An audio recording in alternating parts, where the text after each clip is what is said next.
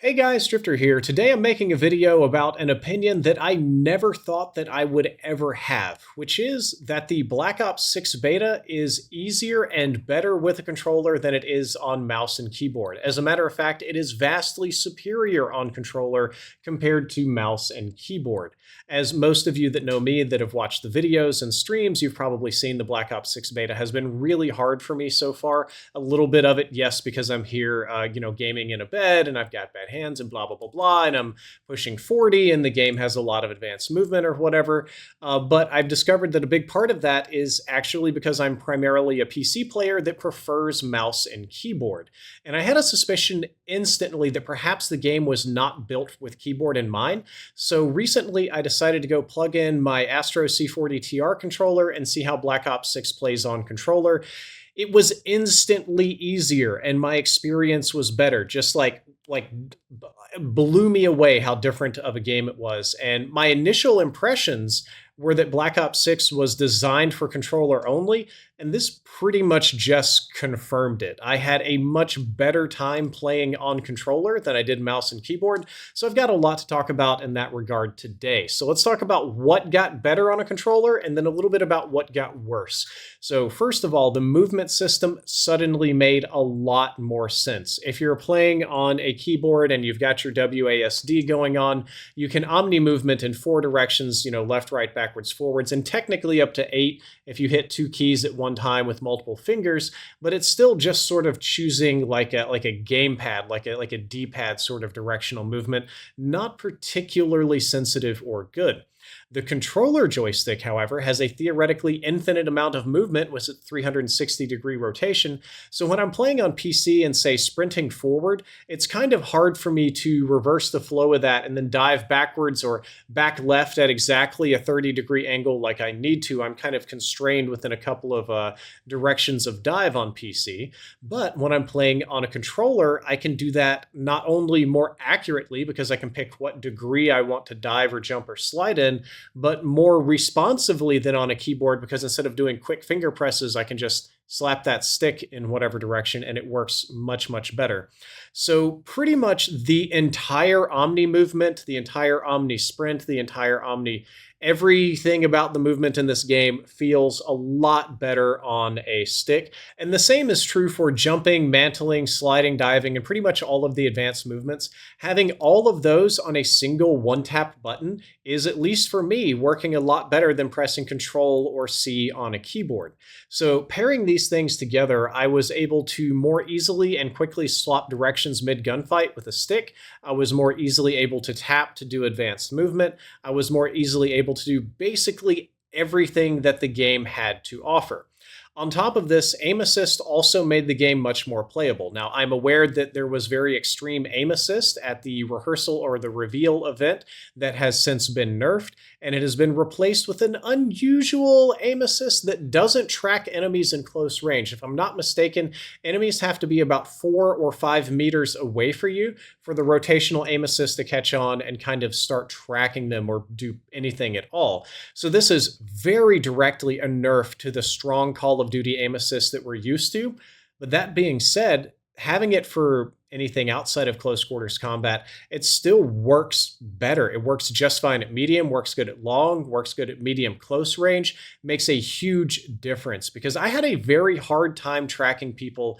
The entire time I was aiming on a mouse, it felt very difficult with all the movement and people jumping and sliding and diving and kind of zipping all over the map. It made for a lot of difficult shots, even at long range. Like, you would think that this would just be when people are trying to do their Warzone movement God around you, but even at longer ranges when people are diving for cover and stuff, I kind of found it difficult. However, with the aim assist on the controller, I experienced much less difficulty because the aim assist more or less compensated for all of this. I felt like I had to put a lot less brain power and a lot less twitchiness into my aiming. I felt that I could aim more accurately and more normally on a controller than I could on a mouse.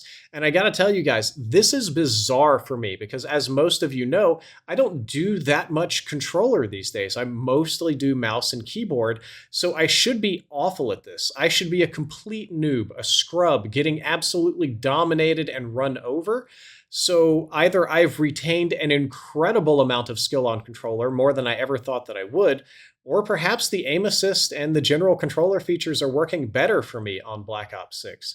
All of this really, again, just goes to confirm that the game was 100% built for console around controller, which makes sense because Call of Duty is historically the biggest console game every year.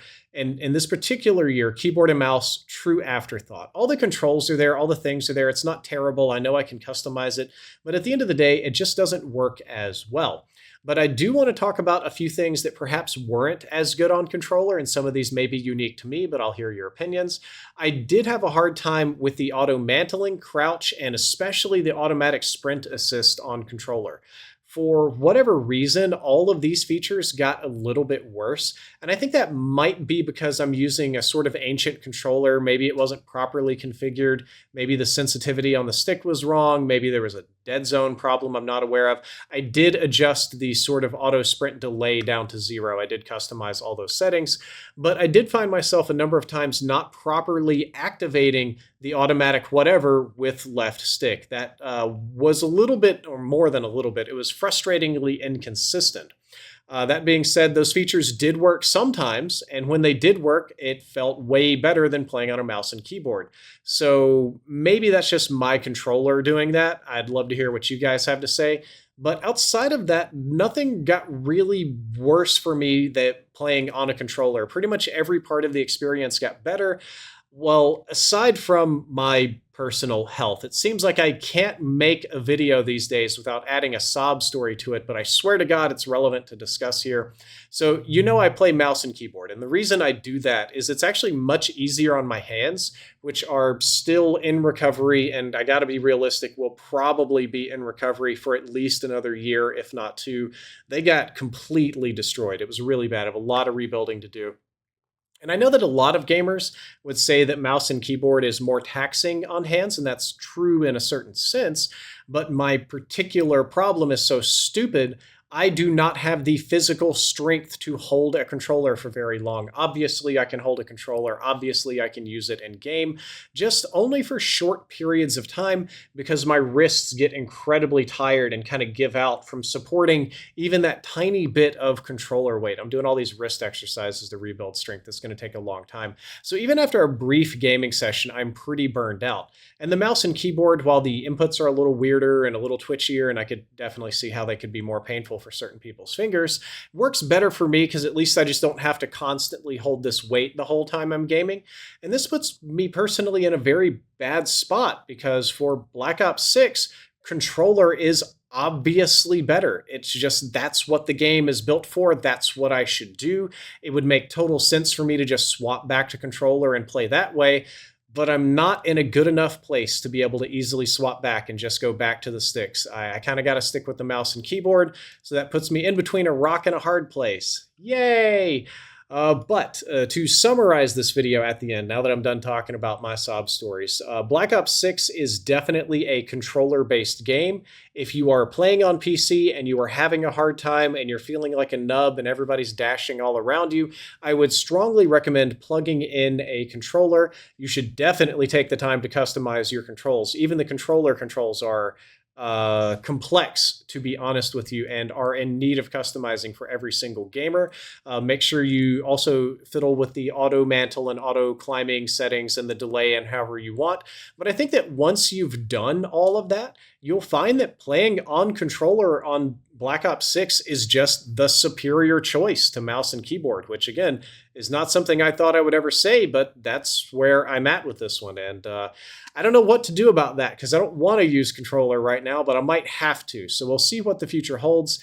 Guys, I hope you enjoyed this video. I hope you learned something useful. If you did, don't forget to like, favorite, and subscribe. Drifter out.